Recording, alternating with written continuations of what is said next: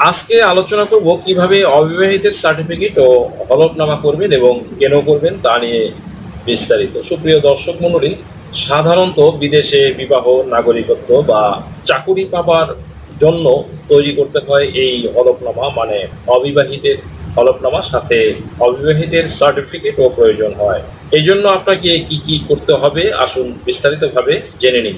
প্রথমত, চেয়ারম্যান বা কমিশনারের কার্যালয় হতে একটি অবিবাহিতের সনদপত্র নেবেন। তাতে লেখা থাকবে আপনি অবিবাহিত এই কথাটা। কাজটি করতে হবে চেয়ারম্যান বা কমিশনারের লেটার হেড প্যাডে এবং তার স্বাক্ষর থাকতে হবে। লেটার হেড প্যাড বলতে তার অফিসিয়াল যে প্যাড থাকে সেই প্যাডের উপরে। এটি নিয়ে আপনি চলে যাবেন ডেপুটি কমিশনার কার্যালয় বা ডিসিও।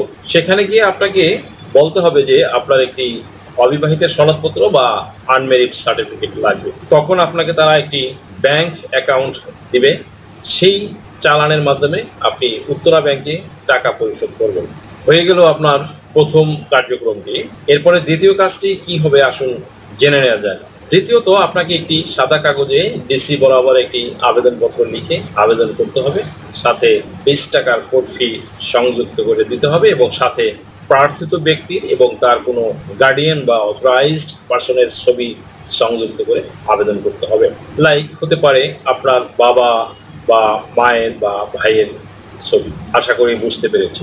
ভিউয়ার্স, আবেদনের বিষয়টি কেমন হবে আসুন জেনে নেওয়া যাক। আবেদনের বিষয়টি হবে অবিবাহিতের সনদ পাওয়ার জন্য আবেদন। দরখাস্তের ভিতরে সব তথ্য সংযুক্ত করে দেবেন, যেমন ধরুন পাসপোর্ট নাম্বার, এনআইডি নাম্বার, জন্ম নিবন্ধন নাম্বার, আরও যা কিছু থাকবে ইচ অ্যান্ড এভরিথিং একে একে। আপনি কি কাবিননামা বা নিকানামা ইংরেজিতে অনুবাদ করে নোটারি করতে চান? ম্যারেজ সার্টিফিকেট ইংরেজি অনুবাদ সহ নোটারি প্রয়োজন? তাছাড়াও যে কোনো প্রকার ডকুমেন্ট নোটারি বা হলফনামা করতে আজই ডায়াল করুন 0172458388 নম্বরে। সব দিয়ে দেবেন। কি কি লিখতে হবে সেটা যদি না পারেন তাহলে স্ক্রিনে দেওয়া নম্বরে কল করে জেনে নিতে পারবেন, অথবা যখন আমাদের দিয়ে কাজটি করাবেন তখন আমরা বিস্তারিতভাবে লিখে দেব।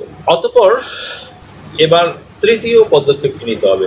আপনাকে একটি অ্যাফিডেভিট বা হলফনামা তৈরি করতে হবে 300 টাকার নন জুডিশিয়াল স্ট্যাম্পে। এখানে বিস্তারিত লিখে দেবেন কি কি লিখতে হবে। সেটা যদি না পারেন তাহলে স্ক্রিনে দেওয়া নম্বরে কল করে জেনে নিতে পারবেন, অথবা যখন আমাদের দিয়ে করাবেন তখন আমরা বিস্তারিতভাবে লিখে দেব। তৃতীয় কার্যক্রমটি হয়ে যাওয়ার পর আপনি এই পর্যন্ত যা যা করলেন তা উল্লেখ করবেন এবং এনআইডি, পাসপোর্ট ও জন্ম সনদ ডিসি অফিসে জমা দেবেন। জমা দেওয়ার পর পারলে একটি কপি রিসিভ করে রাখবেন। এরপর কি করবেন আসুন বলছি, জেনে নিন। সো এরপরে আপনাকে করতে হবে ডিসি অফিসের কাজ।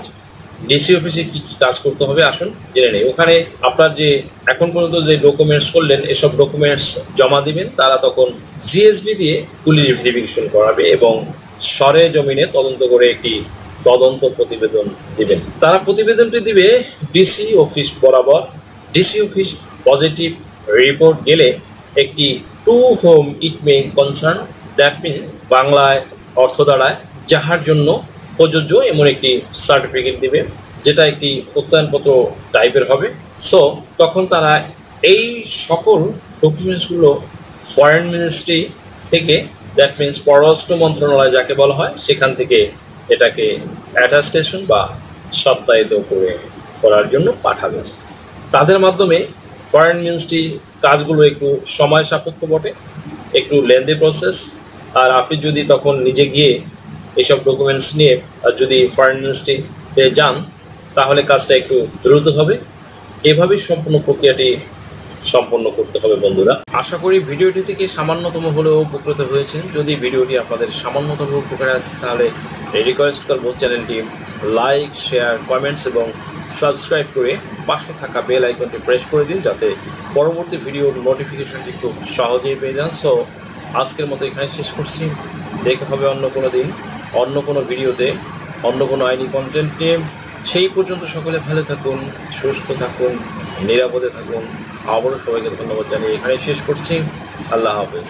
দেশ ও বিদেশ থেকে যে কোনো ধরনের হলফনামা, এফিডেভিট নিতে চান, কাবিননামা, নিকানামা যে কোনো ভাষায় অনুবাদ করে বিভিন্ন মন্ত্রণালয়, ইসলামিক ফাউন্ডেশন থেকে সত্যায়িত করে নিতে চান, শিক্ষা সনদ বা অন্য যে কোনো ধরনের ডকুমেন্ট শিক্ষা বোর্ড, শিক্ষা মন্ত্রণালয় থেকে সত্যায়িত করে নিতে চান, ধর্ম পরিবর্তন করে কোর্ট ম্যারেজ করতে চান, কুরিয়ার, ইমেইল, হোয়াটসঅ্যাপ, ইমো, মেসেঞ্জারিতে ডেলিভারি নিতে পারবেন। তাছাড়াও সরাসরি এসেও নিতে পারবেন। Mobile number 01724583880।